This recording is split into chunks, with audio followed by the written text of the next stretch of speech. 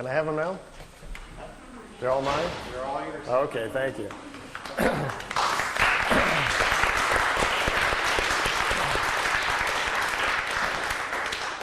Well, it's nice to be back at Shift with all you fringe people. I kind of enjoy that. I never knew exactly what Shift stood for, so now that I know that it's fringe folks, I feel right at home.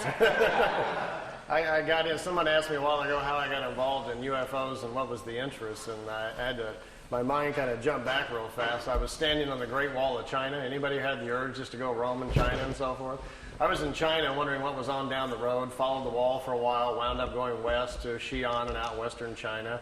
And as you keep searching for things in life, your questions get bigger. You go out there like to solve a few things like, who am I, how do I fit into the scheme of all this, and then you find out that every time you cross a border, somebody's got a whole new set of answers, knows everything about it, and thinks that they have all the answers. So you cross another border and almost have to start all over again. So there was the journey out through China into Tibet and down to Japan and over into Egypt and so forth. And after running through a few countries, I had heard that there was a gentleman in Switzerland who apparently was having contacts and conversations, if you will, with someone from another planet. And I thought, oh, here's some good stuff. Let's go check that one out. So I saw the pictures, these beautiful, clear daytime pictures of these craft that were supposed to be from another planet. And it occurred to me, if someone was really visiting us from another planet and they were human and we could speak to them, imagine what we could learn from these guys. So I set off to go to Switzerland. Got there, and there was a farmer that lived there named Edward Albert Meier. Most people called him Billy. Turns out he got the nickname Billy because he likes, like a lot of people in Europe, they like to watch our Western movies. And he was very fond of Billy the Kid and used to carry a gun with him and kind of saw himself as a cowboy type. So he got the nickname Billy, and people started calling him Billy. Most of all the people who know him, though, call him Eddie because his real name is Edward. So I got to this little small location up in Switzerland called Schmidruti, which is about 45 minutes outside of Zurich. And I'm looking for this guy's place. It's not on the map anywhere. And I stumble into a little post office. And the postal guy says, well, you found it. This is the Schmidruti post office. And I says, well, where's the home of Mr. Meier? And he says, oh, he lives behind the post office in Hinter Schmidruti. So I've been looking on the map for this Hinter Schmidruti, and it wasn't there. And it turns out he lives right behind the post office. So I got on down the road. Make a long story short, I went looking for him at the farm. And turns out he'd become kind of a recluse, didn't want to talk to anybody. He'd had contacts for several years.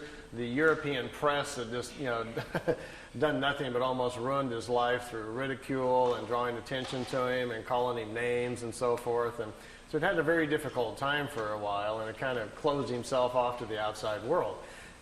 He had pulled about 15 people around him to kind of help him with his information. They'd been drawn to come to live with him.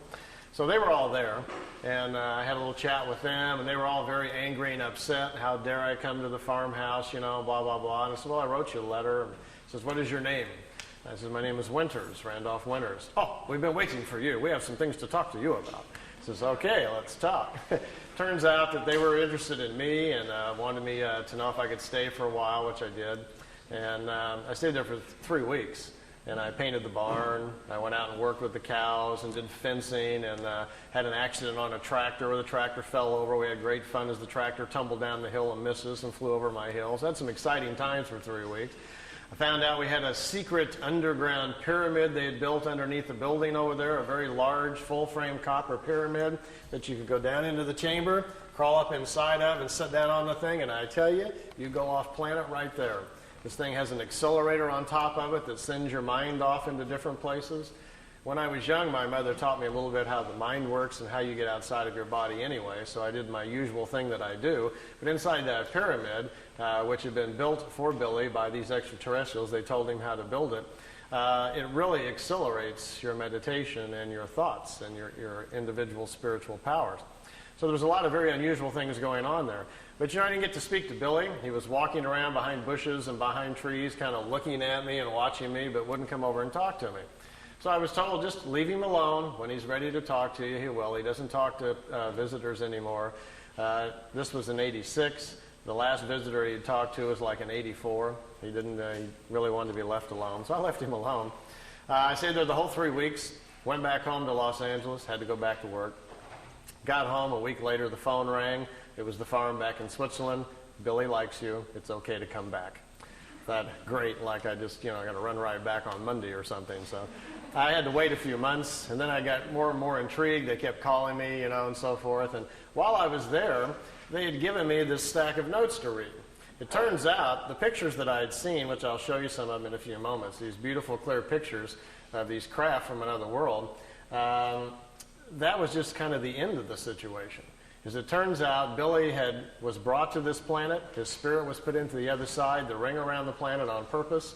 He'd come here thousands of years ago, they said. They pull him into life occasionally. They understand how the other side works and how to pull spirits into body when they want to. Later on, I'll explain that a little bit to you if we have time or if that's something you're interested in. And it turns out that Billy's meetings or contacts had actually started when he was about 5 years old. He started getting these telepathic things and then visions. The voices got stronger and stronger. And when he was 7, the voice told him to walk out into the forest where he lives, the countryside in Switzerland, that someone was coming to meet him. He went out into the countryside to the designated area where he was supposed to go. And he says a pear-shaped object, not a round disc or a wedge or anything like that. It looked like a big pear. Remember, this is a 7-year-old boy reporting what he's seen. To him, it looked like small at the top and came down and came out at the bottom like a pear shape. It was chrome, very bright. Couldn't look at it. It was too bright. And it didn't set on the ground. It floated off the ground. And as he was looking at it, suddenly an elderly-looking gentleman with white hair came walking towards him. He didn't even see how the fellow got out of the craft. Came walking towards him, took his hand and led him back to the ship, didn't say a word. Went inside of this ship. He was set down into some sort of small chair. There was a device spinning around his head. Still, the man had not said anything. And the device, as it started spinning, he said, then everything came clear. As he was sitting in there, suddenly all of his former lives came to him. Who he was, where he had come from, this other planet where he had come from, came back to him. They were restoring all of his memories from the previous lives that they had worked with him. They were getting him back up to speed so he could make a decision if he wanted to be involved with them again during this lifetime. He says within a few moments, all of the memories came back, and then they open up something very important, which some of you may be working with. You may be aware that there is a language that spirit can communicate with. It's not a spoken language. It is a language of symbols. The Hindus call it the sacred symbols, or combinations thereof. These are images that you portray in your mind's eye during meditation that open up doorways for you into other areas of thought. It also allows you to make connections with older life forms, your higher self, gets into your Akashic or etheric records so you can find out things about yourself and other people. But this is a language that exists in everybody. It's kind of like part of your operating system, but you've never used it. You don't know the files on your hard drive, so you never bother to go looking for it. Well, if they open that up, like they did young Eddie inside the craft that day, and you have full faculty of that language, imagine the things you could go exploring tonight after this meeting if you understood that language. You'd be very excited to get into a meditative state and use your new language to communicate suddenly with other life forms, people on other worlds. You can even communicate with people on the other side if they choose to answer back. So you can do a lot of things and find out a lot of information. And most importantly, you can communicate or send signals directly to creation, the creative source, which is an infinite number of spirit forms just like ourselves, who we all have evolved to the point where they know how to create and run universes, and you sometimes will get answers back. What's the importance of this? This enables you to find truth for yourself. The ultimate learning system. If you have questions about yourself or life and you know the proper symbols and can open the doorways, these things are available to you. Well, imagine Billy, after sitting in this seat, at 7 years old, all this comes back to him. All the language comes back to him so they can communicate with him. And then he steps outside of the craft and is sent back home. He's standing in a forest, 7 years old, out in Switzerland. Craft disappears. He goes back home. For the next few years, his education continues. They challenge him to remember things that have happened to him in his past and so forth, all about himself. So he has a very interesting childhood. Now, most of us, when we're 8, 9 years old, we're working on spelling between the lines and figuring out, 4 times 3 and so forth, and doing our painting projects. Billy made it through the 3rd grade. And at that point, one part of his mind was still learning math at the local school, and the other part of his mind is being crammed full of all these very high, sophisticated technical things that they want him to learn, as well as he can't sleep because at night the dream state is so serious with all the stuff that's flooding into his head that we have a very confused young boy here. So he didn't finish his education. Instead, he quit going to school. His parents weren't paying much attention, so Billy would leave the house in the morning, go out into the forest, be left alone, sit down in the forest by himself at 10 years old, go into his meditative state. The stuff would start flowing in. He got educated in the forest. Billy has not lived a life at all like the rest of us. He's never had a driver's license, never owned a car. He's really never even gone into town. He's been living out in the country his whole lifetime. Then at the age of 16, something very interesting kind of happened. On his 16th birthday, the voice he's used to hearing all the time, he thought would come in to wish him happy birthday, was getting very familiar with it. Instead, the voice changed, and it was another voice came into his head. It was a female voice that said she would take over his education, and now it was time to do some serious work. Let's leave home, the voice said. The voice told him to go to India and start studying, that they would direct him where to go. He was led out to India, to an ashram in Meiruli, India, where for the next 3 years he stayed in those areas and studied their philosophy, the different philosophies of man, went over into Tibet, crossed over there, studied with them, came back.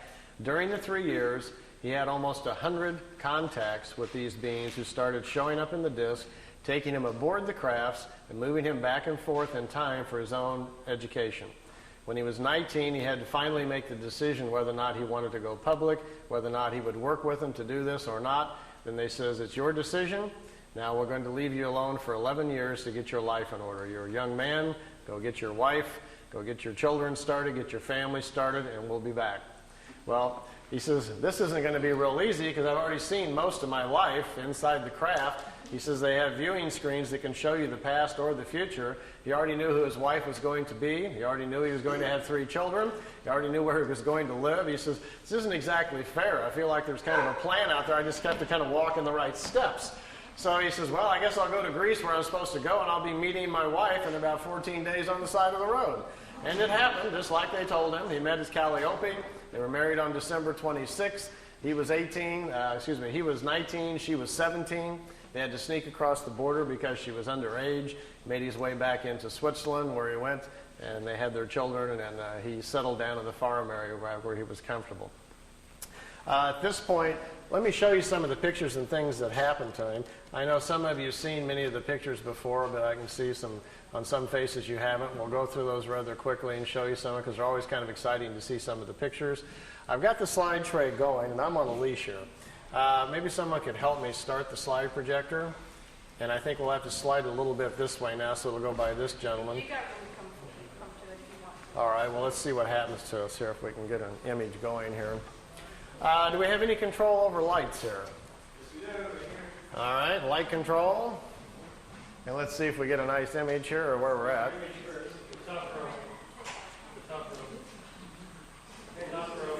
Top row up above. There we go. Well, we can kind of see him. Let's see. This light here is kind of getting on them, huh? How about if I kind of like this? Can we see okay? Now imagine if your young childhood has been like this and you've been in India and you come back to Switzerland where the rest of us in our normal life are, just getting our jobs and going to college, and instead you hear the voice in your head again. It says it's time to come out and start the meetings again, and the voice tells you to bring your camera this time, we're going public. And you go out to the location they direct you to, this thing flies in, and this is a shot from I think his 2nd or 3rd contact. We're January 1975, out in the middle of the forest area, about an hour east of Zurich, Switzerland, and this dish shows up. Here's one of the older pictures taken in India back in 1956. Meiruli. He's only 19 years old, and they're picking him up in this disc and trying to educate him.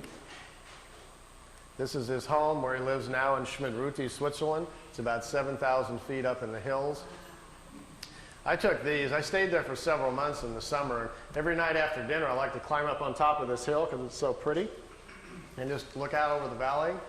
You know, I found, well, I kind of lost count, over 15 people in the area and who lived there who have seen the disc, seen them come in by accident. So found 3 people who've driven Billy out to the contacts, watched the crafts come in and pick him up. And then one night I got to see them myself. I asked Billy if I could see them, and they came by and let me watch. I got to go out in front of the house and stand there with him and watch the disc come in and float over the house. So It's pretty spectacular when you actually see them. Here's one of the few pictures we have of it on the ground. Most of the contacts were during the daytime. They were going on almost on a weekly basis. Billy would get this familiar cooling sensation. He'd hear the voice in his head telling him where to go. He'd go out to the area that they'd chosen. And many times they would sit the craft down on the ground like you're looking at here. They'd get out of the ship, sit down and chat. I think, to me, one of my most memorable memories of him telling me about the contacts was at the first meeting on January 75. A lady stepped out of one of these crafts, came over and sat down. They talked for an hour and 20 minutes underneath the tree. And Billy asked the lady, he says, "Who are you?" She says, "Well, my name, you can call me, the name that I chose for myself is Semyazi." And she says, "Semyazi, how do you spell that, or what does it mean? Is that a family name?" She says, "No, we don't have family names like you do. We don't pass the names on like you do. We've quit doing that. Instead, we've evolved to a point spiritually where we are more in touch with who we are as a spirit. We understand our incarnation cycles better. So we choose names which the name identifies the path of discovery we are on and the type of education we're working on during this lifetime. And in our language, the sound, Semyazi with a Z, means a woman with half the knowledge of nature. And that's her study. She's trying to solve more of the equations about nature in relationship to man. Well, Billy was trying to make his notes. He was trying to write it down phonetically how the name sounded to him. So he wrote it out, S-E-M-Y-A-S-E, Semyazi. So all of his notes, that's what he always called her. But that's how she called herself. She said on that first meeting that they've been watching this for quite a period of time. Their race is quite old. They are descendants of people from the constellation Lyra. And in the constellation Lyra, they say, is the oldest known form or civilization of the human form that we are. They don't know how old it goes back. Their records only go 22 million years, passed down from society to society. In our Milky Way galaxy, originally it is believed that there were 44 million planets similar to Earth, where the human form naturally evolved there on its own. That number has greatly expanded over the past few million years because of the length amount of time. There's been plenty of time for races to develop space travel, move out, and populate other worlds. The ancient Lyrians from the constellation Lyra apparently did this a lot, populated thousands of different worlds, and because of their seeds, we have a large human population, they say, in our galaxy. The history of Earth goes something like this. The ancient Lyrians came here the first time back about 22 million years ago. None of them stayed here. There was human life developing here naturally at the time. They didn't return again for a long period of time. History really picks up about 386,000 years back.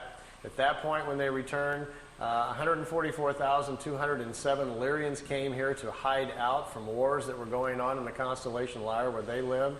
You may have heard that number before. It is presumed to be the number of light workers which will restore the Earth back to a spiritual path. Well, it apparently refers to these ancient Lyrians who came here to hide out. When they came here, after they'd been here for a short period of time, it was discovered that they were here. They came from the home planets, found them here, took their ships and their technology and stranded them on Earth, leaving them here so they couldn't return back to Lyra. In doing so, all of them lived their lifetimes out, passed over, and their spirits passed into the other side around Earth. They were stuck here. They say historically that's how the white genetic got to Earth. The original Earth humans were the brown skin race. The Lyrians brought the white skin race here. 2/3 of the white people on planet Earth are of Lyrian or Vegan descent. The other third of the white race they're not sure about. It comes from too many different areas. They can't figure it all out. The Asian genetic on Earth is the oldest in incarnation cycles. It's 5 to 7% older, they say, than the rest of the people here on the planet. From Sirius, we had a black race come approximately 20-some thousand years ago, a very highly developed one, brought that genetic here. We have a blue skin race that lives underground. They don't like sunlight. They have a slight blue tint to their skin. They have a large community under France, and there's a large city still in the Gobi Desert where they live. It's some very old race. It's been on Earth almost for 30,000 years. Every now and then, some of them are seen. They come out of the ground in India. Every now and then, you might even hear strange reports about these peculiar blonde, blue-eyed, blue-skinned people, which really stands out in India. So we have quite a mixture of people on our planet. If you ever wondered how we all wound up here, it's quite obvious we all didn't come out of the same monkey, if you want to follow that line of thinking. So we're moving closer and closer, perhaps, to understanding our heritage. And with some of the tool sets and things that we're learning about going inside and finding out more about our past lives, we're beginning to find out more and more that the Pleiadians are probably correct. We come from a variety of different places around our galaxy, and Earth then finds itself in a very unique situation of diverse people all trying to make it on one little planet. They said normally on a planet, when they find a new planet to look into, there is one race at about the same level of evolution and one color. That is the norm. But on our planet, we've had so much interference. We now have people a very wide range of age, a very wide range of spiritual age on Earth, which makes it difficult to get along. You have a lot of very old spirits who can't get along with the young, and vice versa. Our biggest problem, they say, is overpopulation. Imagine for a moment I handed out to all of you some glasses. Remember those 3D glasses in the 3D movies? Well, imagine that I gave you some that allowed you to see spiritual energy. Suddenly you didn't see physical bodies any longer. You just saw the individual spirit. And you could also see the creational energy that made up everything around us, including the planet. So I'll pass all those glasses out to you here for a second. And as you put them on, suddenly all you will see is these little glowing images of our spiritual energy. And if, let's say, we backed out into space so we could see the planet, we would notice that around the planet Earth there are several rings. The first ring forms after the planet cools, and the very first forms of low single-cell creatures begin to form on the planet. The first ring forms. These rings are the other sides for the different levels of spiritual life that's on the planet. They continue up to 7 rings for the different life forms. After the animal kingdom, the lower orders, the insects and so forth are formed, the highest order of life, which is us, comes into existence. We are the 7th ring around the planet at the top. And they explain this to Billy because something pretty interesting is going on. Normally, in that other side, there's a balance of people on the other side. If we are in balance and living our lives correctly, there are 2/3 more people on the other side there is in physical body. That's because at our age of evolution, the average turnaround time on the other side is 152 years. And if people are living 70 to 75 years, then they spend twice as much time on the other side in between lifetimes before they cycle back in and come back into physical life. Our problem right now, we have overpopulated the planet so badly that there are too many young spirits on the other side. See, what happens is, let's say there's 5 billion people here on Earth, which there is right now, over that, and tomorrow about 50 million women become pregnant. Open up this window of opportunity for new spirits to come in. Well, with our glasses on, we can clearly look at the other side and see there's hardly any spirits on the other side. There isn't 50 million spirits to come in. They're already in body because of overpopulation. Now watch what's going to happen. As you watch the other side, you will see little dots start appearing, little glimmers. Those are brand new spirits being pulled into the other side. They're coming out of creation. Creation will sense that there are new spirits needed to continue nature's natural cycles. There's nobody on the other side. Creation flows new spirits into the other side so the cycles may continue. But what's our problem? These are brand new spirits who haven't had any lifetimes yet. And when they come into life, there is no accumulated wisdom to provide their intellect and aptitude, so they will have a normal life like the rest of us. So consequently, we have people coming in who cannot even manage the bodies they're in.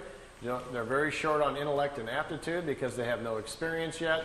So we probably will label them either sick, ill, we'll send them off to the hospital thinking they're insane or crazy, whatever. They'll have a very difficult time of it, probably die at a very young age. They see this as our biggest problem because we do not understand spiritually what our existence is about and how we really work with nature. So we're ignoring that. We seem very bent on pushing ourselves or worshiping with religions and belief structures which take us away from the basics of nature. So they see it as our major problem. And they said, quote, "We see you as an insane society rushing headlong to your own destruction that could only be averted by a change in mass consciousness." That was on Billy's first contact in '75. Judging by the evening news the last year or so, they were probably pretty correct. I'll dash through some of these pictures so you can see them. Here Billy's got them parking the disc by trees. He was constantly being asked if he could put it by known object, get pictures so they could test them out. So he had them parked by trees, fence posts, over lakes, anything that he could. Here he had the craft overhead and he was recording the sound of the ship. so that they could check out the sound to see if there was something about it they could figure out. Didn't turn out to be so. It's a terrible sound anyway. Notice this craft is slightly different, has these unusual edges on it. If any of you have any contacts, or tonight you're driving home after listening to all this fringe information, and you hear a voice in your head and it says, look out your window, and you look out the side of the car and there's a white light following you, and the voice suggests that you stop the car and get out, and you find yourself slowing down and you pull the car over the side, and the voice says, would you like to, they'd like to meet you. Please park your car and step out. In the craft, you notice the white ball of light is coming down on the ground about 100 yards away, and it's setting down. You quickly look around. Wow, you're all alone. There's nobody out here. Should you be doing this? So you feel a little ripple go through your body.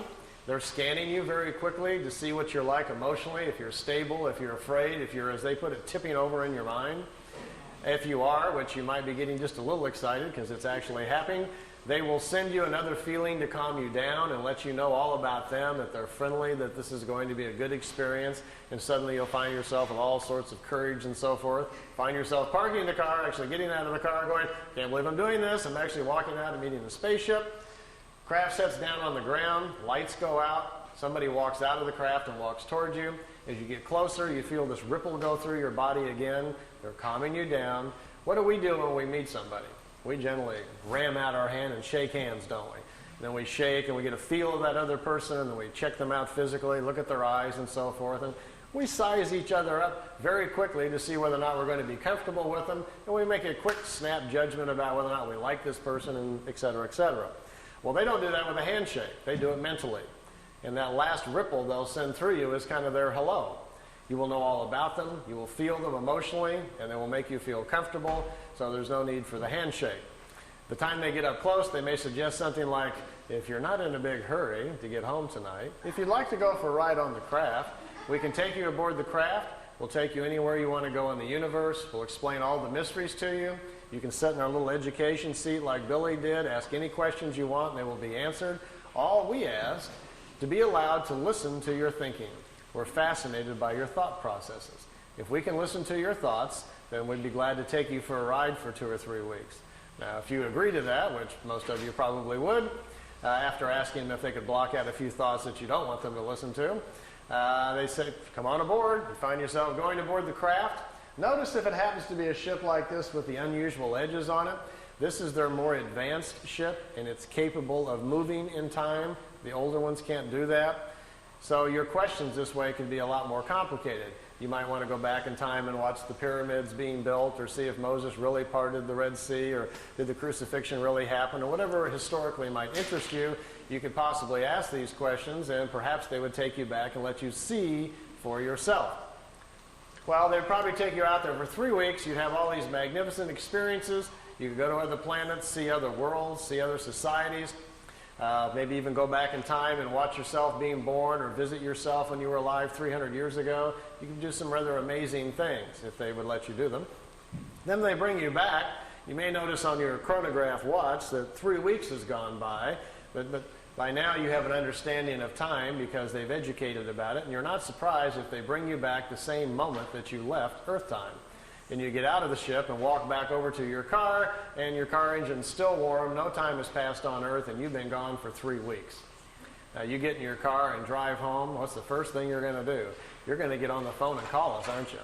You're going to call somebody. You won't believe what happened on the way home from the shift meeting tonight. I've been out here, I've seen this, I've gone here, I've seen all these amazing things, and what are we going to say? Oh yeah, sure, all that happened right on the way home, right? You got any proof? You haven't been gone, 20 minutes, so we're not going to believe a word that you say.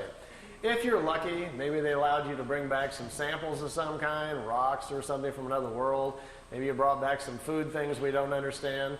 Billy has a peach tree in front of the house he brought back from another planet. When visitors come over there, they go eat a peach just to see if it tastes different. He has some unusual vegetables in his garden. On the desk in his office, he has crystals and rocks and stones that he brought back from another planet.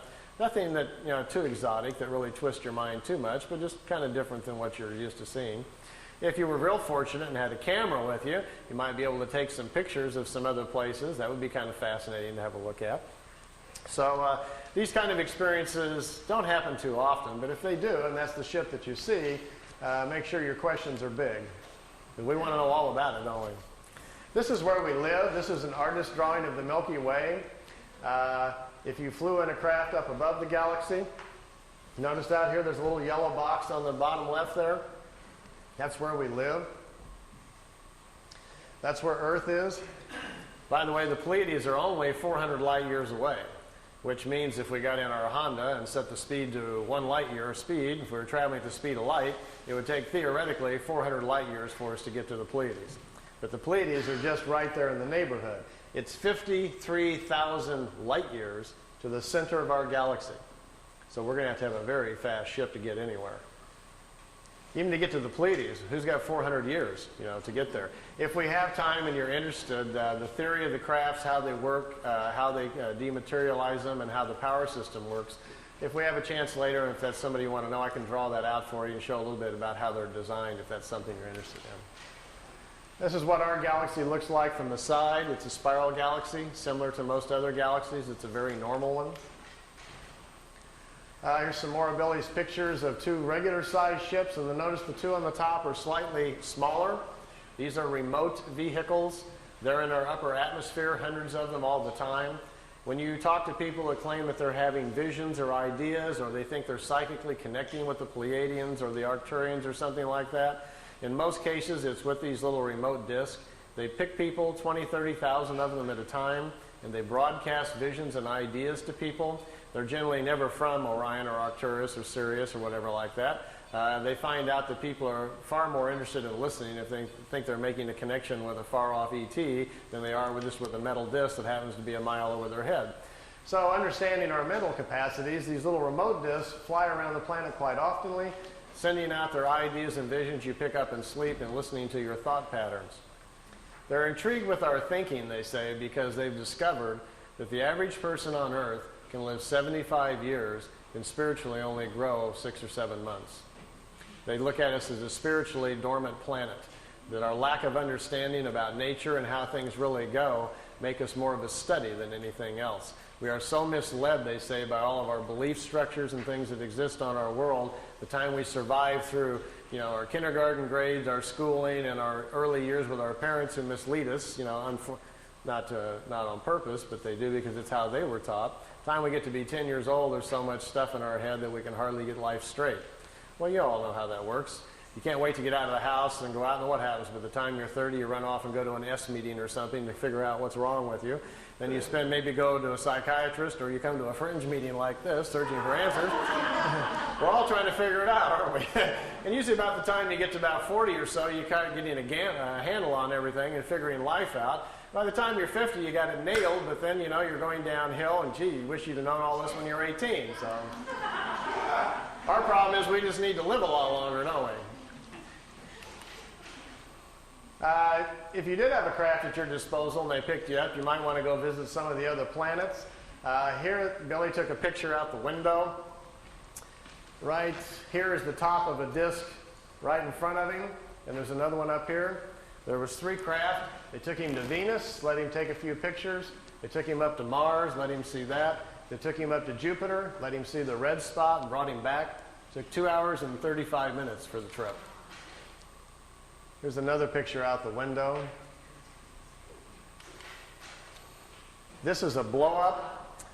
When the pictures were being taken back, and most of these were shot in 75 and 76, by the way.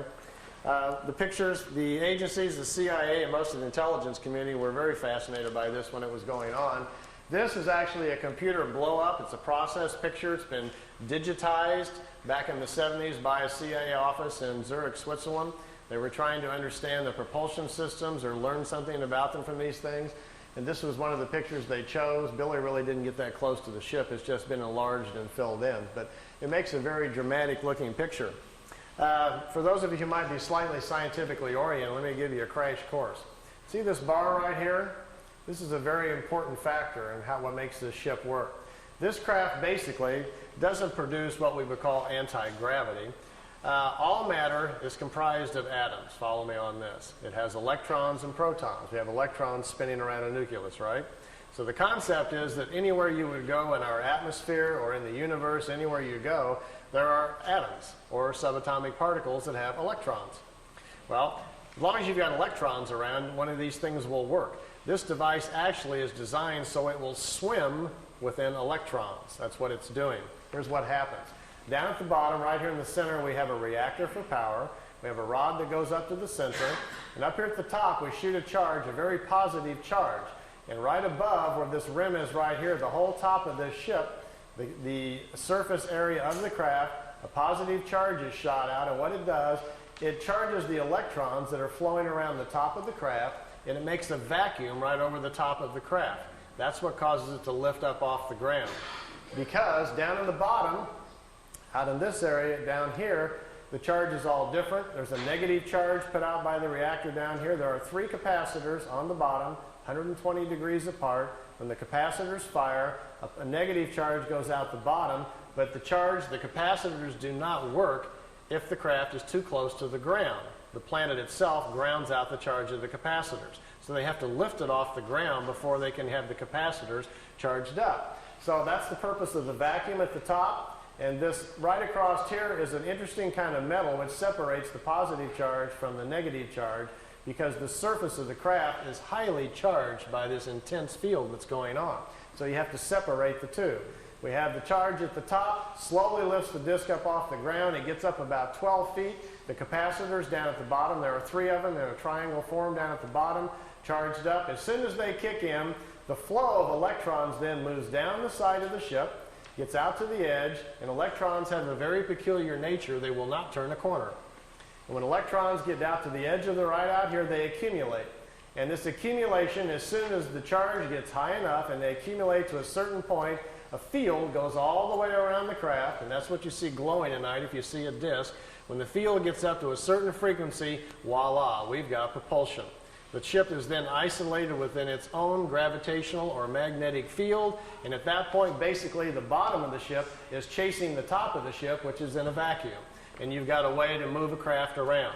Now, if you accelerate that with a tremendous energy force they have within the reactors inside, which, by the way, are no bigger than the size of a football, it's an implosion system with no radioactivity. You can put your hand on it while they work. They're very small.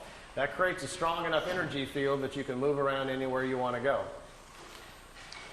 So if you're thinking of building one, by the way, the more of the science stuff, how to create the charge, the voltage that you need, and the other things are on a website I put on the web. If any of you are interested in that, I'll give you the address later on. You can dial in and read the whole thing, and perhaps you can build one or something.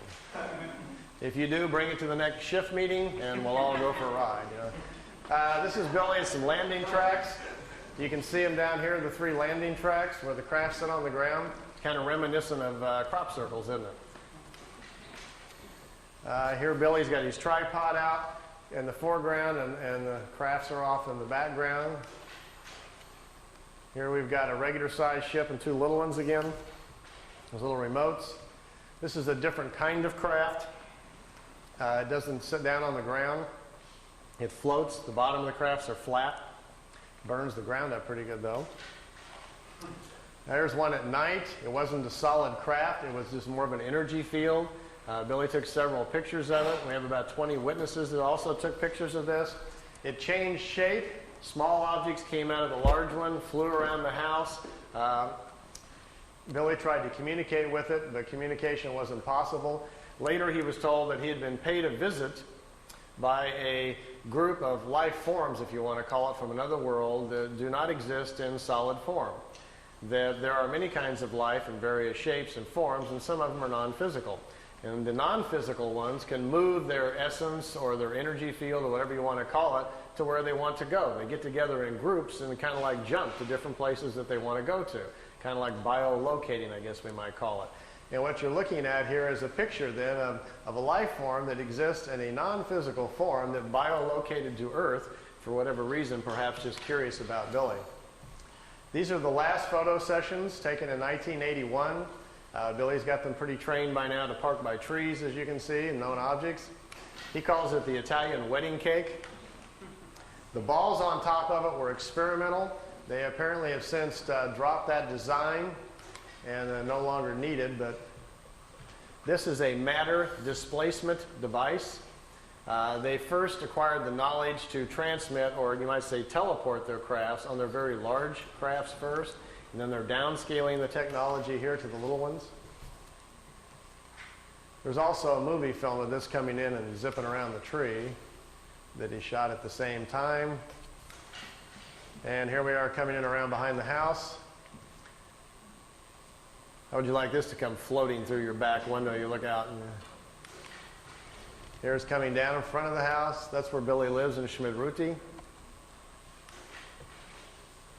Like they say in Men in Black, some swamp gas reflected off of Venus, and you gotta. Well, as you can see, this is why this case has been about the most controversial in the UFO history, because with these kinds of things to look at and talk about, it gets everybody pretty charged up. And here they are leaving at night, taking off from the house. The film imbalance causes it to look gold. The craft is actually silver. Here you can see the bottom of it, what looks like some sort of crystalline objects down at the bottom with some sort of etchings all around the circumference. Okay, we'll stop right there. Okay, we can have the lights back on now. Everybody kind of watch your eyes.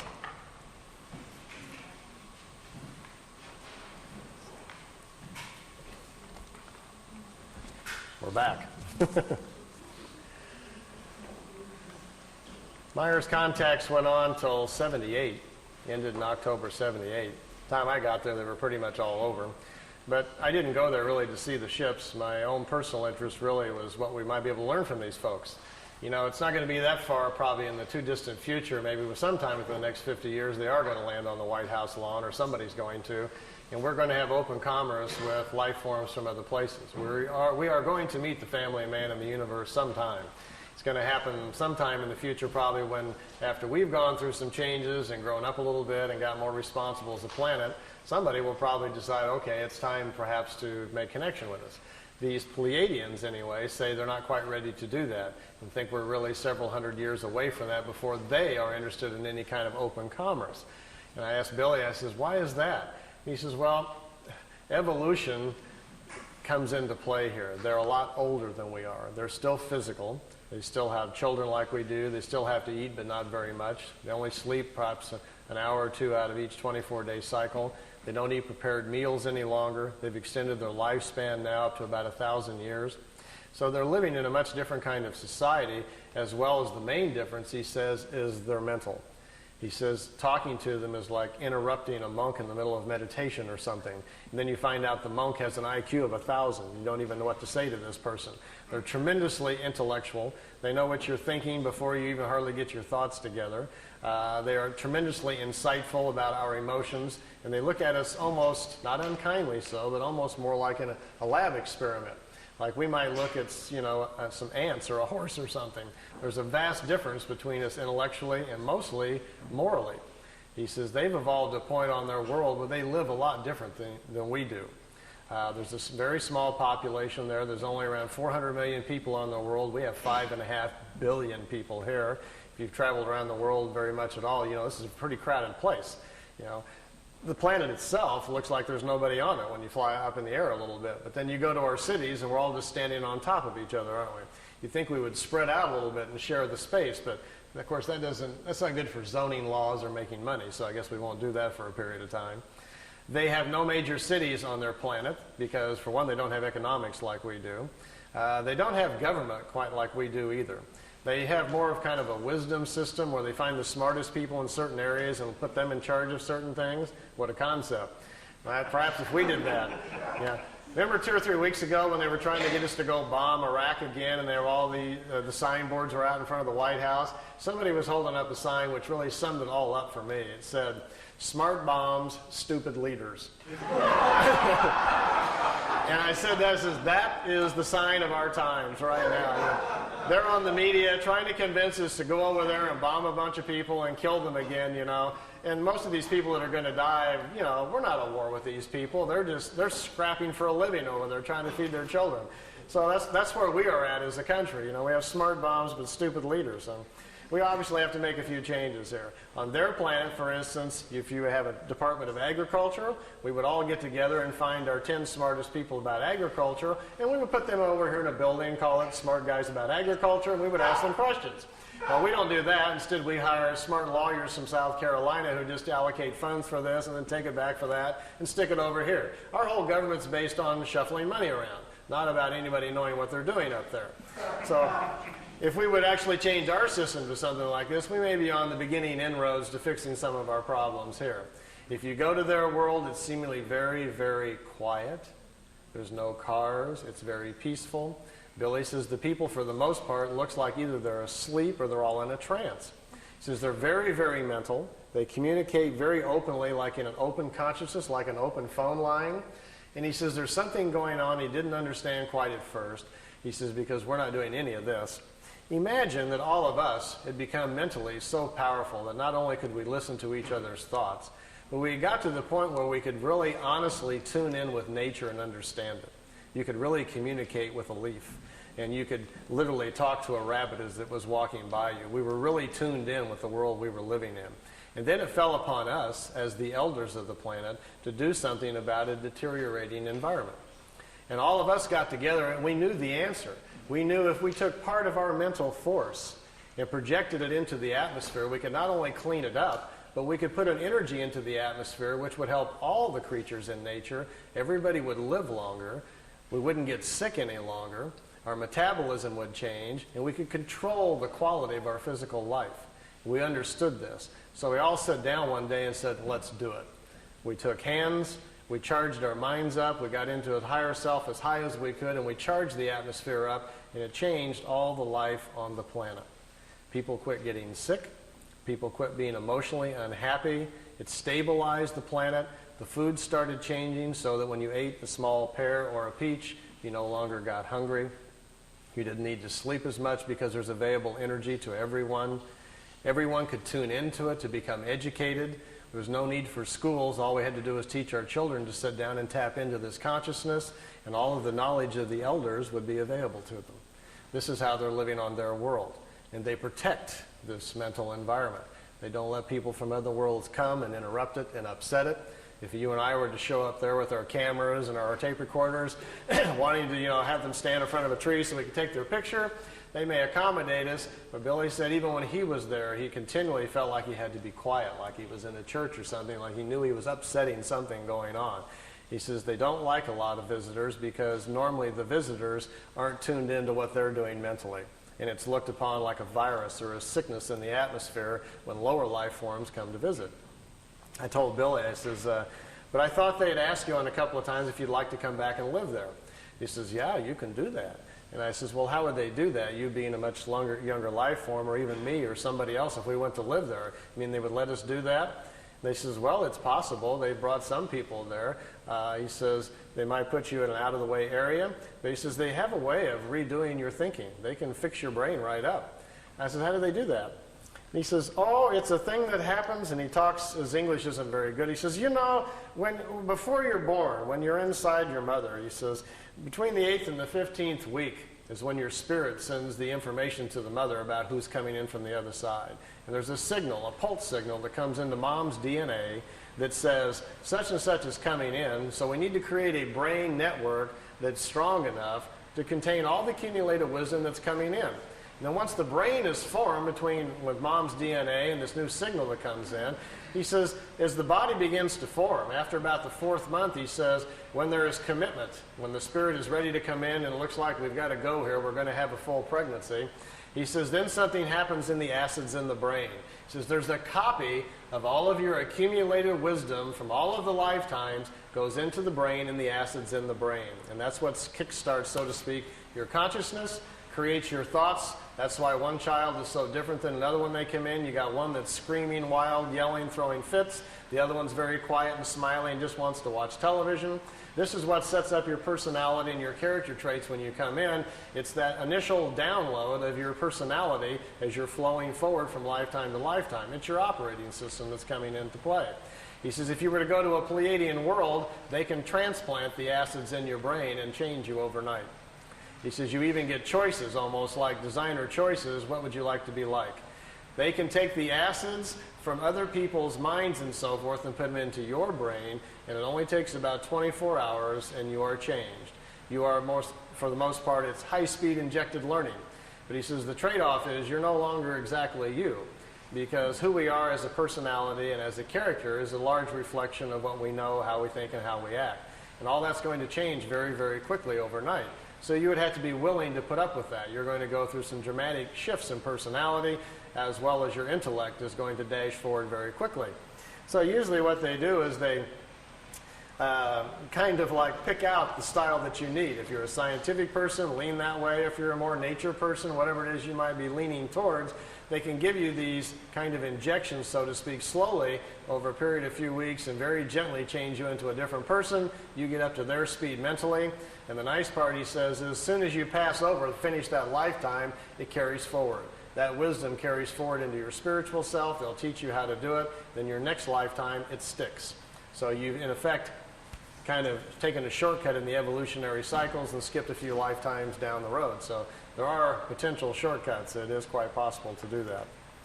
I think what I'll do here, I've got some movie film too of the crafts flying around, and then I want to do a little drawing and go over some of the mind and spirit things we've learned from them about how levels of consciousness and thinking and so forth. I didn't get to do any of these things the last time I was here, so I thought that might be kind of entertaining tonight. But before we get to that part, any questions you'd like to ask about ships, Pleiadians, landings, anything else? Anybody got a question about anything you want? I'm open to ideas. Hi. Hi.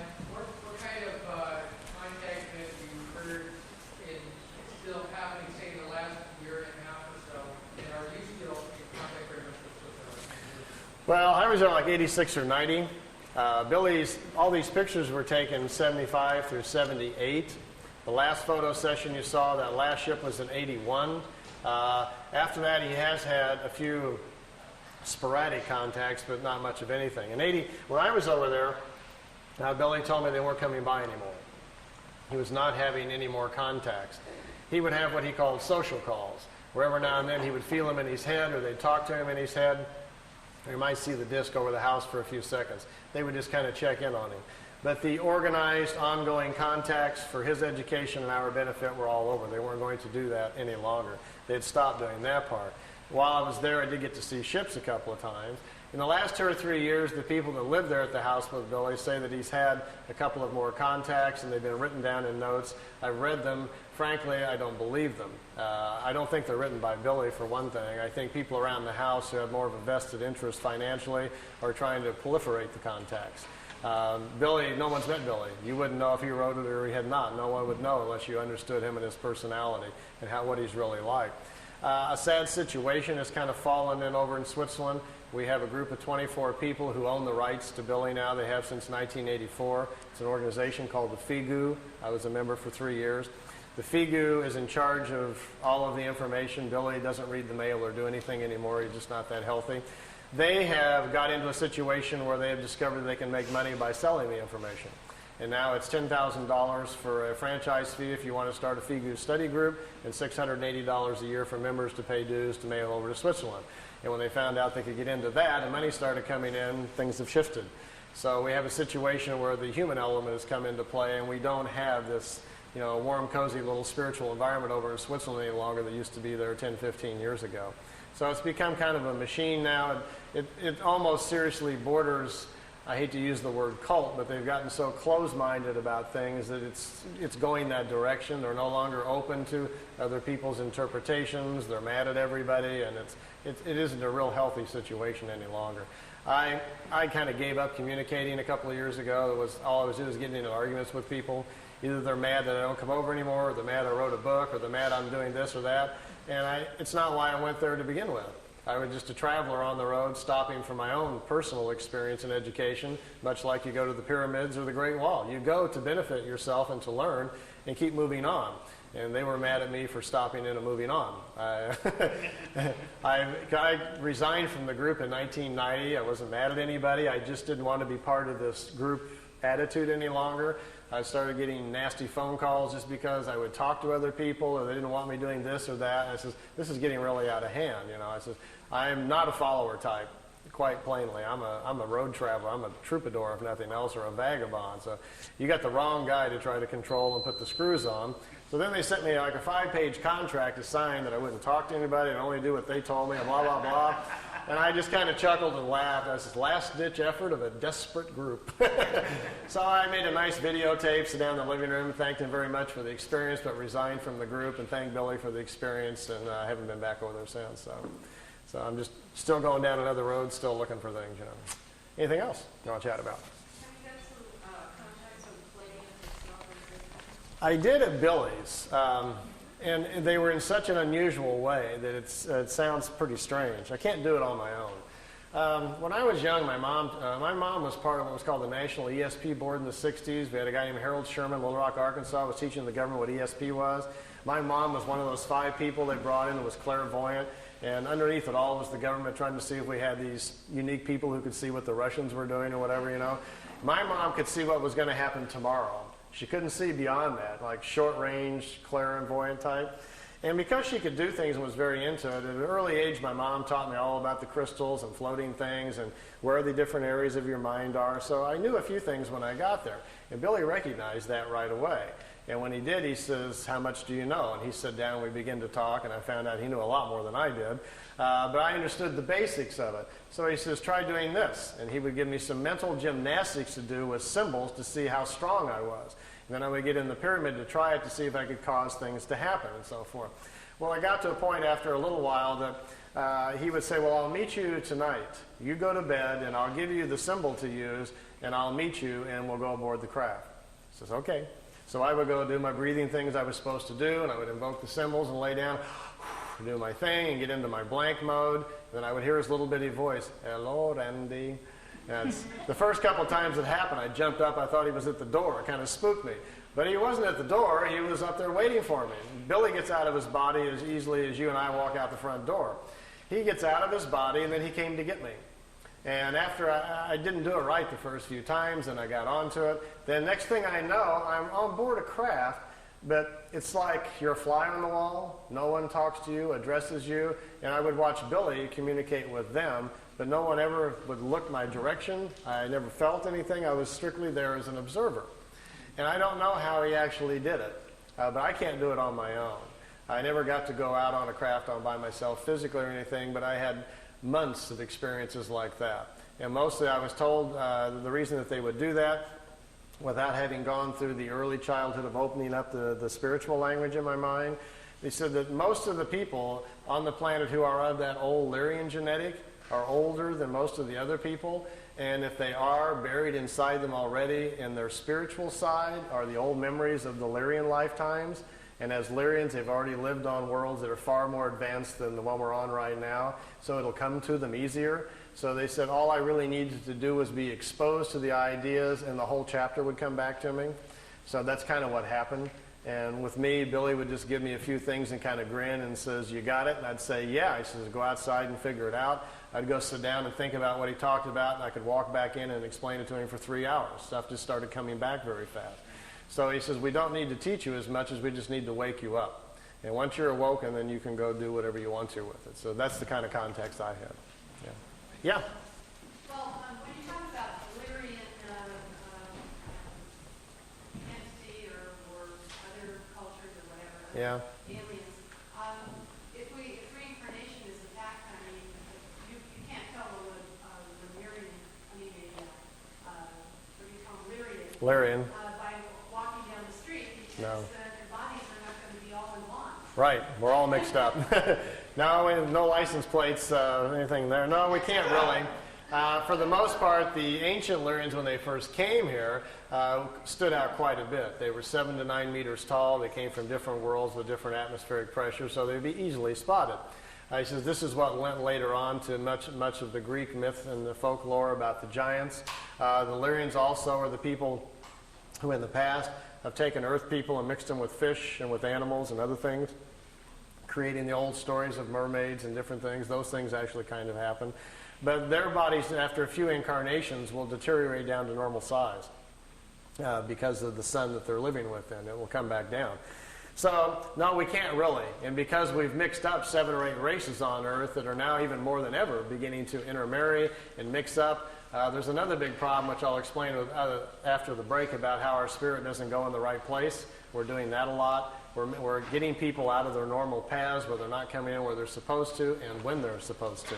And that causes problems and puts them within different families where they're out of step and so forth. So there are things that are going on. And I'm going to explain that to you in natural order on the second part here a little bit. Yeah. You get 2 questions. Yeah. Hopping the Atlantic, what's your current feeling on the Florida connections that you've worked a little bit on the past? And if you're still in contact with it or feel good about those connections in Florida, has there been any kind of mental communications that have come through? He's referring to a case I looked into in Miami, Florida a couple of years ago. There was a fellow that came forward, said he was having contacts with the Plejadians, and had some pretty good pictures. Some of them, the pictures were good. Some of the others looked very homemade. The pictures that I liked, I listened to his story and put a video out called The Miami Contacts, and as things will go sometimes in life, made a little error there. Tape had only been out about 6 months when I discovered that 3 of the pictures at the end were fakes, and that the craft that was supposed to be flying along beside him down the freeway wasn't a craft at all. Instead, it was a blimp from Virgin Lightships in Orlando, Florida. So I kind of stepped in it there. So when I found that out, I confronted him with it, and things didn't go well from there. They went downhill even more. As I found out, the person who helped him put together the videotape he supplied me came forward and said, well, he cut out the strings on the other part and did video effects. Those were fake. As it came down, it looks more and more like the gentleman had 1 or 2 contacts, the early pictures, which I liked to begin with, and I don't think they ever came back. And after that, I think he's taken, like some people will do, to manufacturing them for personal gain or for personal, recognition or whatever. And since I've gotten to that point where I just told him, left it kind of open, says I would love to examine your case more if you can supply, genuine negatives and so forth and proofs that we need to really look at the case. But at this point, it looks to me like you're just manufacturing things and make it up. So I'm not wasting any more money on it until, whatever. So I've just kind of left it open, and nothing's happened for the last year or so. Yeah. Yeah, I used to be into making pyramids years ago. I built some rather good size. I had a 3/4-inch copper filling pipe and followed many books on it. That pyramid phenomenon, it's supposed to sound very fantastic. Do you have any no pipes over there. Size of the plans or what they actually did? The pyramid itself, you can't stand up in it. It's probably this high, and it's solid copper. There's no tubes. It's a solid copper frame. Really, the solid ones are the only thing that really work. The tube ones are very, very mild, and the effect is not very strong. But the dimensions are same as the Great Pyramid, the standard pyramid geometry. It's a 4-sided pyramid, just like the Giza Pyramid. The top of it, though, has a little device on it. It's an accelerator that accelerates the mind waves. So when you meditate stronger and deeper, quicker. So you're out of time within seconds. You don't know where you're at, and you're not allowed in it unless you have the buddy system. Somebody has to watch you go in, and the timer's put on, and they watch you. I wasn't that good, but a couple of the people there at the center float when they get in. After about 10 minutes, their bodies get to such a high state, they start twisting, and they're just turning around in the air. And they have to be on a timer to bring them back down.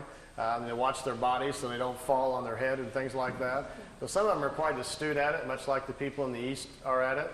The accelerator is no longer there. It was taken from Billy. The Plejadians took it back. They made it for him and provided it. They took the accelerator back, so it's no longer on the pyramid. But this pyramid's solid copper.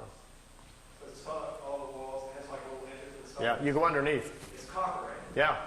Yeah, you crawl underneath, and you come up inside of the pyramid and sit down on your little pad and get into position so your head's 2/3 of the way up, the critical spot there where the waves come in.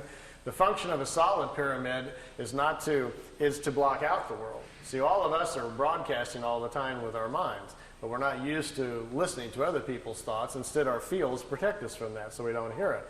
So my point is that we are living amongst everybody else's broadcast, and plus all the stuff that's in the air all the time, from radios and TV and everything else that's in the air.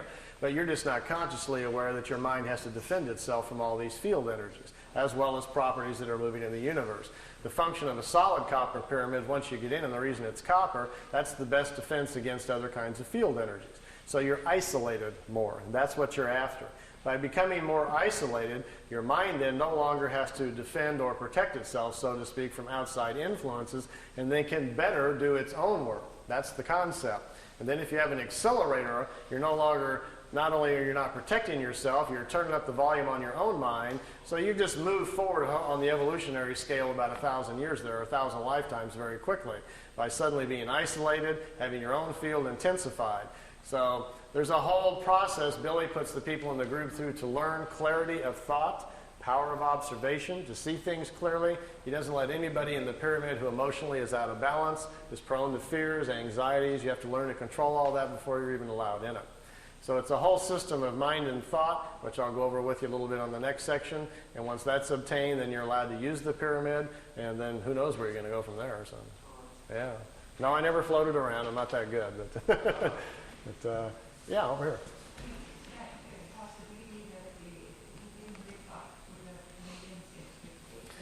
They said that they were, after the third year, they told him that expectations were at 32%.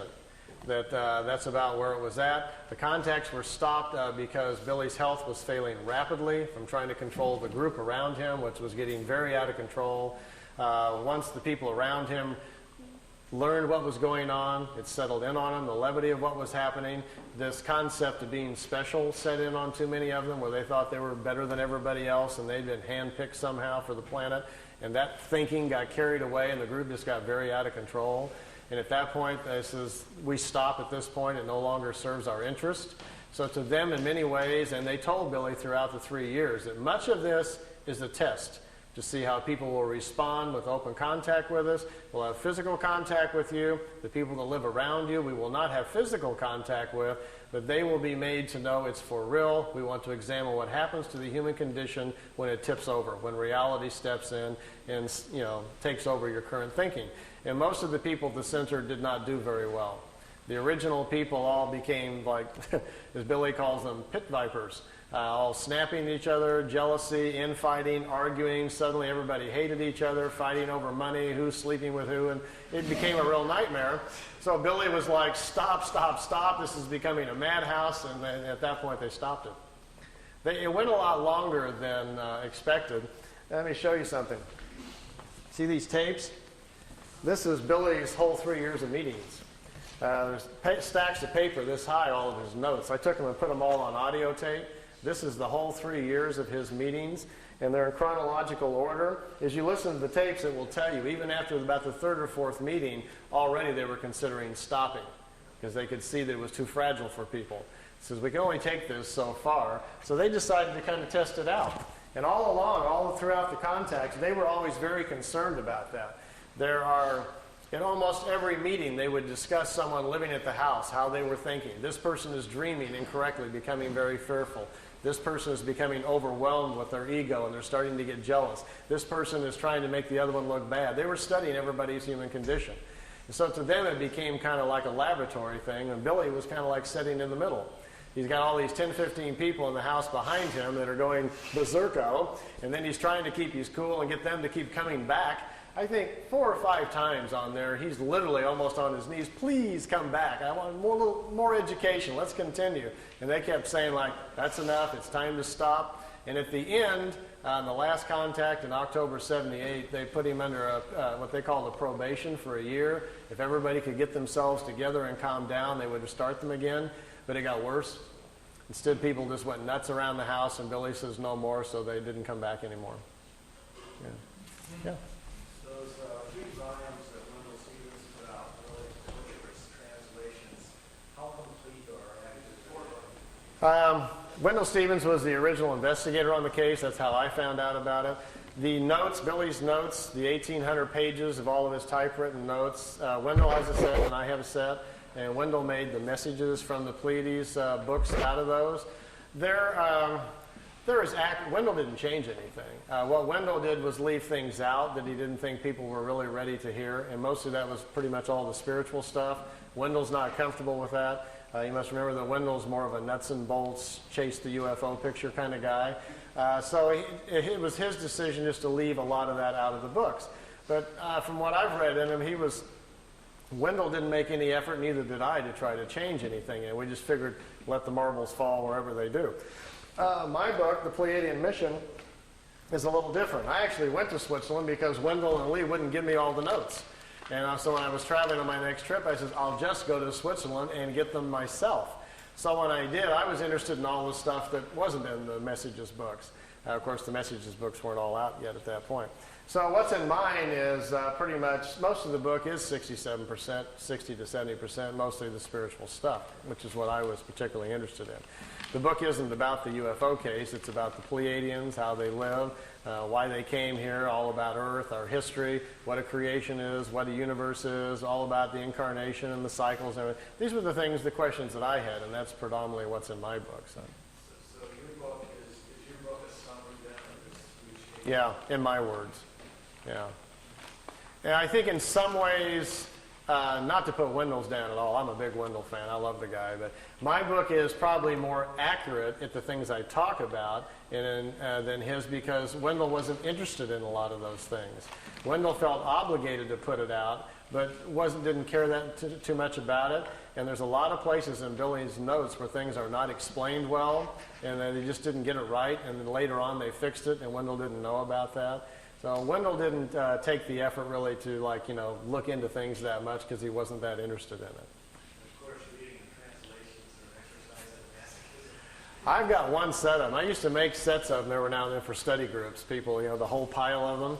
Yeah, they were translated by a German student who didn't speak English. So he got a dictionary and transliterated it, just word for word without fixing the grammar. So it's as you read it, after you read the first few pages, that you're about getting a headache trying to figure out where the adjectives are. Why isn't the adjective over here? And we don't speak that way. But then you get used to it. You get a flow after a while, and you kind of look at sentence by sentence, and then you start reading them a little bit better. So the translations are lousy. The first 3 books of the 18 books I had translated in beautiful English. I paid $2,500 a book to a translator. I was going to do the whole 18 and then put them out on the market. And I just gave up. I couldn't afford it for one thing. And about that point is when I decided to get out of the Figu, so I just gave up. And I had put the whole thing on audio tape, so I figured that was enough. And then I picked out the more interesting parts of all the notes and put it in the Pleiadian mission book and stopped there. It's just too big of a task, to do the whole thing. There's also some other books that Billy didn't give me, but which I read over there. There was 2 more books that Wendell doesn't have and I don't have. There's actually 20 sets of the books. But the last 2, there's very little information from the ETs at all in it. The last 2 are all about the people in the house arguing.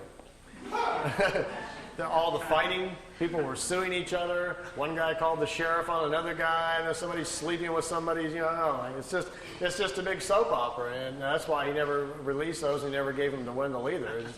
It's a real interesting study of what happens to a small group of people in a remote area when something like this happens to them. They were just overwhelmed with it, and the human condition went crazy. So now none of us would do anything like that, I'm sure. But yes, I could write a whole other book just on the soap opera of my life inside the Figu, all the stories and everything. But I'm not so much into the messenger, I'm into the message, so I really wasn't looking at any of that. I went over there for my own self to get educated, and that's all I really paid attention to. Well, let's take a little seat break. I see a lot of people squirming. And men's room this way, and ladies' room is that way. And I'll be at the table. He's down, and they're punching everything. You might want to squirm around in your seats just a little bit so you can see the TV. I've got a little extra videotape you might kind of enjoy. I mentioned earlier about those of you who on the way home tonight might catch a ride and get to go see a few things. What kind of food? Meier says he never saw them eat anything but like apples and peaches and oranges, just fruits and stuff. They don't eat. He says in their homes there's no kitchens. They don't make meals. He says basically they almost don't eat. They would just go nuts at a Jack-in-the-Box, I imagine, He says they kind of munch. He says they don't have to eat very much. They eat very small quantities. And something in their atmosphere controls their metabolism. They don't get hungry very often. And they don't sleep very much. They go sleep like an hour and a half and 2 hours on a 24-hour-a-day cycle. But he says they're in deep REM within a couple of minutes. They just fall out like they're dead. They wake up in about 2 hours. They're totally revitalized. And a lot of them sleep even less than that. So he says they're far more mental. They've gotten to a point with their own evolution where they're more in control of their whole body mentally. And so things are a little different. We're a little out of control with our bodies. So, What I've got on the tape, I've been up here a couple of times before, and usually I try to bring some new things for every time when I come around. I've got several tapes laying around the house that I've gotten in various places. What's on this tape? And I wasn't going to show the tape of the other planets and the mothership of Jupiter and the dinosaurs and things, but I had 4 or 5 people ask me at the table, so I think it's on this tape. So we'll start it up and see if it's in the right spot. So I should tell you a little bit about what it is. So, you know, I know this is a fringe group, but I don't want anybody falling off their chairs there. So. Imagine, if you will, that you did get a chance to ride on one of these, and you said, just as a lark, gee, could you take me up and show me some other planets? And they do, and you start seeing satellites and other equipment around Mars and so forth, and start asking questions. And they tell you, well, there are projects going on your own planet that are already going up to the moon and Mars that they're not telling you about. And these satellites you're looking at and this equipment is part of joint efforts by America and Russia in one group, and also the Germans, the technologists who survived World War II and on their own are already building communities up there. They're way ahead of everybody else. So there's some stuff up here that you're not seeing on the evening news. So I'm going to show you a couple of those things. As well, at one point, Billy asked if it was possible to go back in time and actually see dinosaurs. He was just kind of goofing to see if it was possible. And they says, well, yeah, it's possible if you would like to do that. So the pictures, there's 4 or 5 pictures on here of dinosaurs and of a prehistoric Earth. Like I tell everybody, I can't tell you if they're real or not. They're just interesting to kind of look at. He says he went back in time to a prehistoric planet, that he actually got out of the ship and saw prehistoric creatures. He got back in the ship with his camera and took some pictures of them. So those should be on here too if I've got the tape anywhere close to the right place. And then I brought with me, which I haven't shown in quite a while, just for you to see. It's a few minutes of the crafts flying in and zipping around a little bit. There's several different segments, and we can look a little bit at that. And then I want to go over some of the mind and spirit things. Last time I was up here, we talked about doing like a workshop on the weekends for people that are interested in more of the spiritual stuff. And we're thinking about doing one this Saturday, but that's not working out. So I'm going to go over a little bit tonight about what we do at the workshops, and I'll give you a taste of what we'll do. And then for those of you that are interested, we'll get together with Charles, and we'll come back up this summer sometime when we can get it organized. And then we'll do it on a weekend. We can do it 1 day or 2 day. If we do all of it, it takes me 2 days just to get through everything, if there's enough of you that are serious about doing it. I have my own copper pyramid that Billy made for me that we use in groups, and I'll teach you some meditations, and I'll teach you some of the mind things, different areas of your mind, how to use the symbols and find them. So it's kind of fun stuff if you're interested in following that kind of path, as well as we'll go over some things about the universe and how our cycles, incarnation, how the rings are formed, and we'll have some fun with that and try some things. So we'll do a little bit of that tonight. I'll go over it just a little bit. So let me see where I'm at on this tape and see if I'm anywhere close to where I want to be. Oh yes, here's Venus. Its first flight around our solar system. Here's a picture of Mars. By the way, this is not a professional tape. As you can see, these pictures are in a picture album, and I've just got my camcorder out, and Wendell and I are flipping through the pictures. So this is not a produced tape for you to look at. So it'll probably never be on the market, but at least you get a chance to see some of these pictures. This is Mars just from a different direction with the sun very bright on it. Now, here is Mars, but here's one of these satellites. It's in orbit around Mars, made on Earth, unannounced, and is in orbit. This is the spring of 1976, and this device is in orbit around Mars. I don't know exactly who made it or who put it up there. Here's another one. This is Mars again, and here's the light panels, solar panels, and the satellite equipment in orbit around Mars again. This is a different one. This is a dust storm on Mars. Billy wanted to get close and try to take pictures of artifacts. You've all heard about some of the Sidonoplasma on Mars, about the face on Mars that Richard Hoagland and other people have been looking into. Billy published a paper back in the 70s talking about that. There was a race of people lived on Mars. They had a terrible catastrophe about 186,000 years back. At the time, there was about 40 million people killed on Mars, and they're all gone now, of course. So there were societies there, and we will find quite a few remains of their civilization once we get up there. Here he's on board one of their large motherships. This is the side or the edge of a saucer that was parked inside as he was walking by it. Here's Jupiter. Here's the mothership in orbit. They're flying into it to go aboard. It was 17 miles high and about 10 miles in diameter. He spent 3 days on it. They went to different places in our galaxy to show him around. This was the craft that was right in front of him as they were flying into it. He took a picture of that one. Here, again, is back at Mars. These aren't in any particular order. Here's another object in orbit around Mars, and look, here's an American flag on it. So there's a couple of things that they've put up there that the military's put up that we don't know about. This is a picture of Billy in a suit. He's on a prehistoric planet to see the dinosaurs. He's got a breathing apparatus on.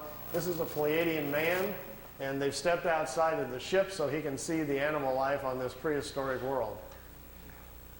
Got his picture taken too. That's pretty good. This jumps back here to, remember the Apollo-Soyuz hookup, us and the Russians back in '76? Billy asked him if he could go up and watch it. They said, okay. They took him up. There's several pictures here of the Apollo-Soyuz hooking up with Earth in the background. Some of the wildest pictures he's got. I mean, just look at the vantage point. The planet's in the background. How else would you get this picture unless you were up there at that particular vantage point? Not a lot of people have that in their photo albums, you know. You can imagine the people at NASA would crack up, you know. They'd probably find it a little hard to believe at first, but they don't have pictures like this. Here it is when it's just hooked up. There's Earth in the background, and here's the two capsules coming together. This is the top of the mothership. There's windows, but there was nobody in the windows as they came into it. We really missed out here. Billy shot, he said, 3 or 4 rolls of film inside the mothership, talking to people and going up and down the halls and so forth.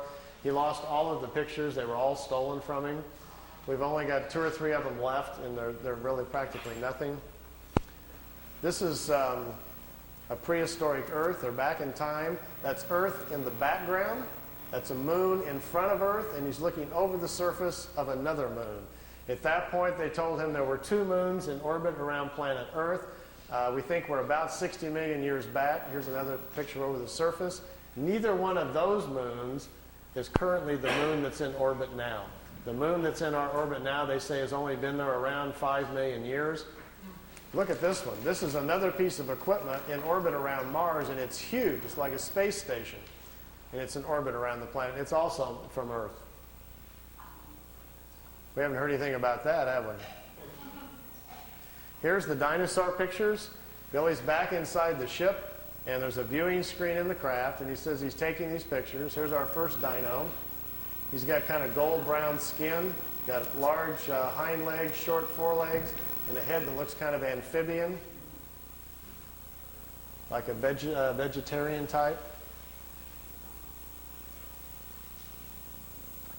Here's the second one. There's a bird here apparently dropping some food or something. Is that Charles? Charles dropped his food. This one's pretty hard to see. Here's the head of some sort of creature crashing through some bushes here. It's hard to tell. I know it's probably hard to see these anyway from back there, but just the idea that someone could actually go back in time just really gets my brain going. There's a bird. There's his eyes, some pretty nasty looking teeth. And the last picture after this one is the strangest of all. It's a plant that has an insect head. Billy calls it a plantum. They were trying to explain to him how the evolution of different life forms goes. How, for instance, here's a plant life when the plants are the food kingdom of the world. When the plants evolve to a certain level of evolution, then these lower order forms, here's a small head, and this head is part of that plant.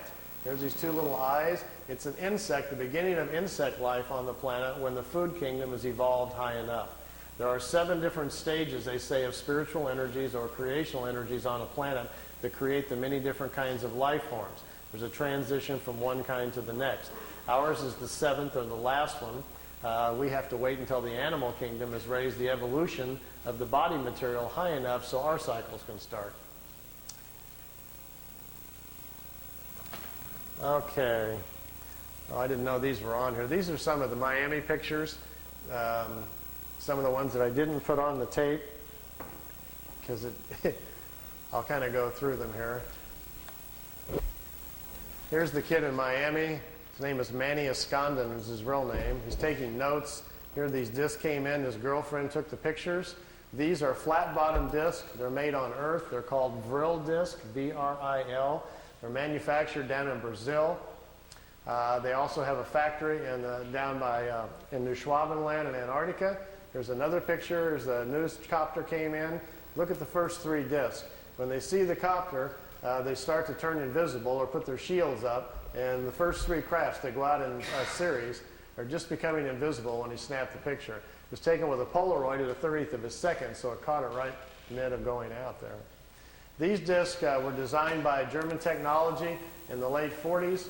The first ones we know of that were tested out were probably around 47 or 48. They're called Vril levitation devices. As you can see, they actually fly quite well. Notice the nice V formation. Being typical earthbound Air Force pilots, they're still flying in formation. We understand this technology a little bit because intelligence has shot down some of their ships, learned how they're doing it. And when you hear rumors about how the Americans are building flying discs, what we're doing is playing catch up to the German technology that's been around since the 40s. Their technology has accelerated tremendously. They make 2 different types of levitation devices. That's what we're doing out at Area 51. We manufacture the devices in San Diego. They're put together by General Electric. We test them at Area 51. Here's the German disc parked down on the ground at a facility down in Brazil. Here's 4 guys standing next to it down there. There's a whole row of them. He couldn't count how many were down there. He had his Polaroid with him and grabbed a few short shots here. Over here's 2 guys here on a craft coming in. You can see the 2 guys standing here. And down here at the bottom, which I know isn't clear, is one of these old bell-shaped crafts. Many of you are probably not familiar, but there was a fellow named George Adamski back in 1962 who claimed to be having contacts with people from Venus. This was the craft he was taking pictures of. George's contacts were real, but he wasn't having contacts with anybody from Venus. The blonde-haired ladies that were inside the craft were actually from Brazil. That's where the crafts were flying out of. They've been making them down there since about 1947. They find it very convenient if they make contact or land somewhere to tell people they're extraterrestrials, and we're very open to it. If they tell them, hi, we're part of a German intelligence group from Brazil, people would freak out. I got my camcorder and I've got my micro lens on here getting as close as I can to this picture. It's a very, very small Polaroid picture that's about that big, and it got wet in the rain. He left it in the windowsill. So I've ironed it and put it on paper so we didn't lose it. And I'm copying it with my macro. Here's the whole picture. Over here is one of the old bell-shaped discs. Here's one in the air. Notice the platforms they're sitting on. There's a guy standing here. There's a guy over here just coming out of this disc. I'm trying to get real close to the bottom of it here so we can see what they're like. This is an area, if you look on a map, I've got a little videotape over there if you're interested in learning more about this information called Space Cities. I've narrowed it down to about within a 200-mile range where this facility is at and what they're doing down there. Here's the guy standing there. The discs sit down on the platforms. Remember earlier I was telling you about how the condensers charge out the bottom? They have to charge the field up. If you get too close to the Earth, the charge dissipates because it's grounded. These metal platforms, they sit them down on the platforms, then they can keep the ship charged up. And if they need to take back off right away, they can. They don't have to wait for the ship to charge back up. The platforms charge them up for them, so they can lift right back off. If they would set it down without the platform on the tripod legs, they got to go through the process again of charging the capacitors up, which takes 3 to 4 minutes. So if they're in a hurry to get away, they're in big trouble. These old bell-shaped discs actually have 3 Mercedes-Benz truck engines in them driving the magnetic field. This was their first design that they made. This was the first ones that the Germans built. These craft here were under consideration, and they were working on them in the end of World War II. When you hear about Hitler's secret weapon at the World War II, if you go back and look at the newspapers, that's what he was talking about. They were in hopes they would get these things up and working, and they would still have a chance then to win the war. Fortunately for all of us, they did not, or we'd all be speaking German today. Interesting side effect, too, once they finally did get them up and working, they made lousy war weapons because the field around them prevents you from dropping bombs or anything out of them. It ignites the bombs. So it took them a while. They don't even have weapons on them for a while, and then they had to come up with other kinds of devices. This was the first pictures I saw from the kid in Florida of his German contacts, and to my knowledge, I still think they're his best and perhaps his only contacts. I think he probably had a couple of contacts from these people. They came, they took him for a ride, it looks like on one or two occasions, and then perhaps they never came back. So we found this situation on several people around the planet, so it's not an uncommon situation. And this is from ET technology, but it was before 47. It wasn't ET, nothing to do with ET. It wasn't. No, just good old German intelligence figured it out. I can tell you where they got it. It's kind of a long story, but basically it came from German people who had traveled to India to study the concept of the virile, the energy of the universe, and they were trying to figure out how to levitate their own bodies to move in time. And they came back and they explained it to people what they were doing in India, how they were trying to travel in time. And some German engineers tried to build a machine to travel in time, but when they turned the thing on and lifted up off the floor instead, they didn't time travel, but it floated. And they stumbled onto the idea of how to make what's called a virile levitation device. We think they did that probably the first time and sometime probably around 25 or 27. And then the concept laid around in private circles for a while and then became a potential thing during the war and then really didn't happen until after the war. These are Billy's pictures, some of his early movie footage. We got a car going down the highway over here and the trees blowing in the foreground here, and here's the disc. They're trying to show him, you know, just allowing him to take some movie film of the craft. This is a few minutes long, so if you want to ask any other questions, feel free while it's running here. I'll just kind of let it run.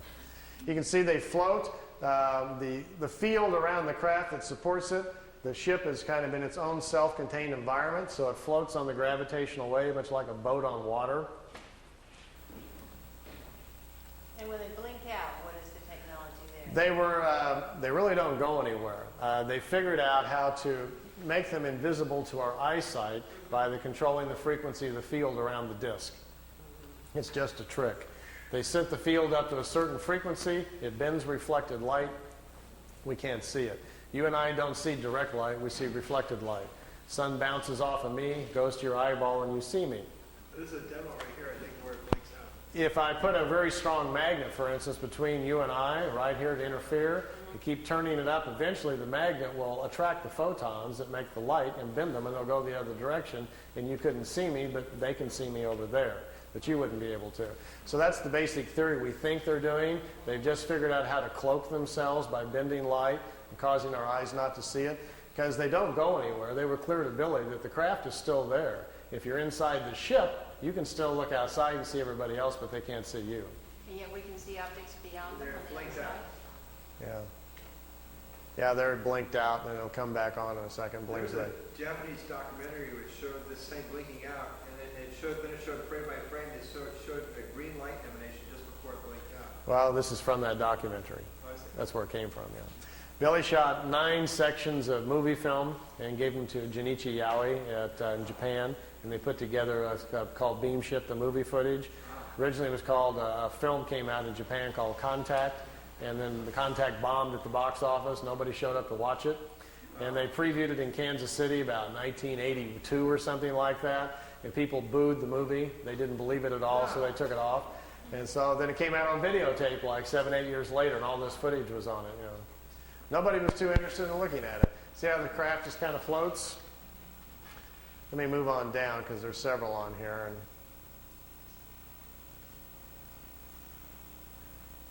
Billy's not really zooming in. He doesn't have a zoom. That's the Japanese cameraman excited. What you're looking at is Billy was in his living room showing this footage on his own movie projector, and the Japanese came over with their video camera in the living room sitting next to him, and they're taping off of his screen. So that's where we get this. Here's another section of it flying in.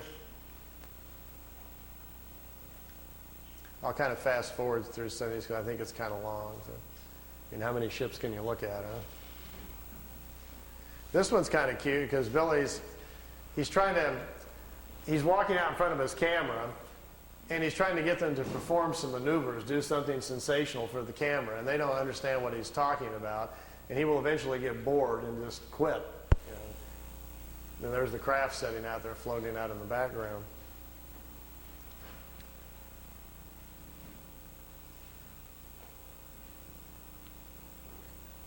But the best ones are still to come. Let me move on down the road here a little bit.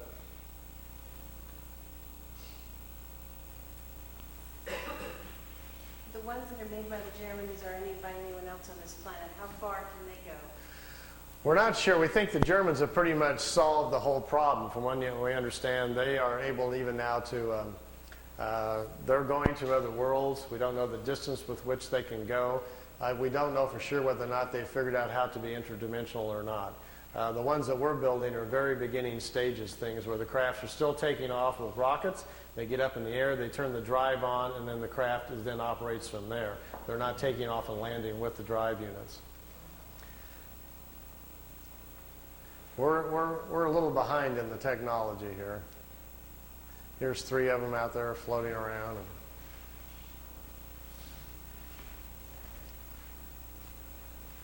Is anyone else in league with the Germans? How about the Japanese? You know, that's the curious thing. I think at certain levels of security, obviously, on this planet, everybody knows what everybody's doing. So it's at some point up there in higher levels, everybody knows what the Germans are doing, what the Americans are doing. We don't know. We're the last ones to learn about it. But I tend to think that the Germans are probably, I like this one, that races across and then wobbles. There is some cohesion, if that's the word, between America, England, and Germany, but I'm not sure exactly what it is. I think we've tried to get along with them at some point to get information from them, but the people in Congress know that the United States is not interested in having open contacts with a renegade band of Germans. Everybody's going to yell Nazis and scream, and it's not going to work. Are we dealing with the Nazis? Apparently not. After the war, they were very fragmented, separated, and went their different ways. The group that's building these discs, apparently, are the ones in Brazil and the other factories over in Tibet. Apparently have gone off planet, met ETs, and become very spiritual oriented on their own quest and don't hang out with the others any longer.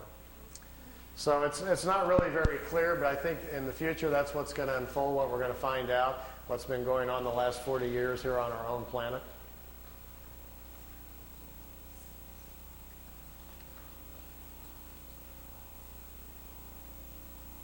Notice when they go to the right or left, they have to tip it up, and then it kind of staggers to the right, staggers to the left like an old Star Trek episode or something. That's because out the bottom, we're pretty sure the field comes out the bottom and has to push the craft, so it kind of slides to the left in an awkward manner. They're not really designed for slow speeds or idling, you know. So they can go really fast, I guess, but They're not very good at slow speeds. but this thing about traveling beyond light speed to convert it into like spiritual thought energy. Lights, please. One more thought on that, and then we'll kind of get off the engineering here. You obviously can't go that fast. We already know there's something called the mass speed correlation theory, where we cannot accelerate any matter beyond a certain point and it implodes upon itself. That we already know. So even if I had a ship here today and we all got aboard for the price of admission tonight, we're going for a ride. We went out and got in the ship and got inside of it and punched the button to say, go to, where do you want to go? Let's go to the Pleiades and say hi to the folks. Well, we couldn't fly there in the ship. It would take, even if we had the speed of light, and we'd be going 400 years to get there, so we don't have that much time. So they have obviously come up with some methods to move the craft much faster. I've had a couple of talks with independent engineers that are designing things, for JPL and NASA on what their theories about it, just to see if they were thinking along the same lines at all. I says, how are you ever going to accelerate anything that fast? He says, well, you're not. What you're going to have to do is make it interdimensional. You're going to have to change it from a physical form to a non-physical form so it can move at the speed of subatomic particles. And when we do that, we're not sure what's going to happen. That's kind of what they're doing. They dematerialize the craft. It's converted into a non-material state that contains its own map or programming. And then when it's in a non-material state, it's no longer in reality, in the three-dimensional world. And once it's not there, it steps out into what scientists generally call hyperspace, which is another reality where material matter doesn't exist. And in there, time is different. A single second in the timeless is equal to millions of years in reality. So you can benefit from that, like stepping into the fast lane. And then, if you have correctly included your mapping and parameters within your non-material state on where to go, you can zip up and down the universe then in hyperspace in a non-material form, going wherever you want, and the clock is standing still. They said the idea of folding space isn't real. It's a clever thought, but that's not really how you do it. Space is not being bent or folded. You're just changing your own essence to do this. So then you go to where you want to go, and the real trick is to be able to put yourself back together and stay within the same time frame. Because here's the clue. Once the craft is in a non-material state in this hyperspace, if the particles that you are now existing in slow down, you come back in time. You'll re-enter in the past. If you accelerate the particles relative to the speed at which they started with, you move forward in time. And think about this. If a single second is equal to millions of years in reality, it would take very little of a change for you to slip off millions of years. Get lost real good. They said that the universe is literally full of beginning time travelers learning these concepts. And that these secrets are very closely guarded, because to understand them also begins to unlock the matrix of the universe and gives you access to knowledges which is very, very dangerous. So they don't teach anybody this stuff. They say they guard it very closely. It's too dangerous. They being the ETs? Yeah. It's not healthy to learn, and they say, until people earn their own responsibility with it. Okay, I got a little drawing board here. That's great.